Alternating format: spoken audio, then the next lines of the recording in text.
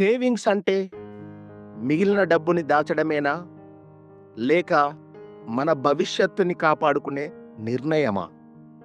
ఒకప్పుడు సేవింగ్స్ అంటే చిన్న చిన్న అలవాటు.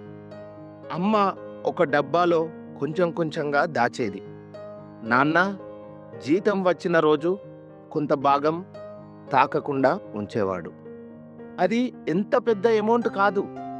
కానీ అది ఇచ్చే భద్రత చాలా ముఖ్యమైంది.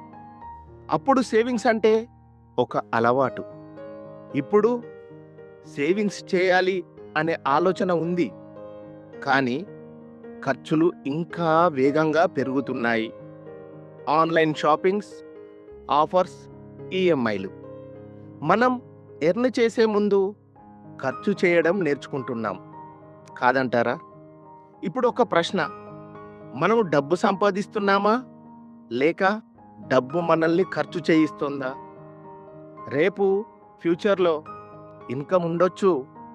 కానీ సేవింగ్స్ లేకపోతే ఒక్క చిన్న ప్రాబ్లమ్ కూడా పెద్ద భయంగా మారవచ్చు. సేవింగ్స్ అనేది కేవలం అమౌంట్ కాదు. అది మనకు ఇచ్చే కాన్ఫిడెన్స్. సేవింగ్స్ అంటే మిగిలిన డబ్బు మాత్రమే కాదు. మన ఫ్యూచర్‌కి ఇచ్చే భద్రత మరియు భరోసా.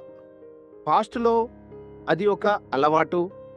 ప్రెజెంట్‌లో అది ఒక డెసిషన్. ఫ్యూచర్‌లో మాత్రం అది నెసెసిటీ.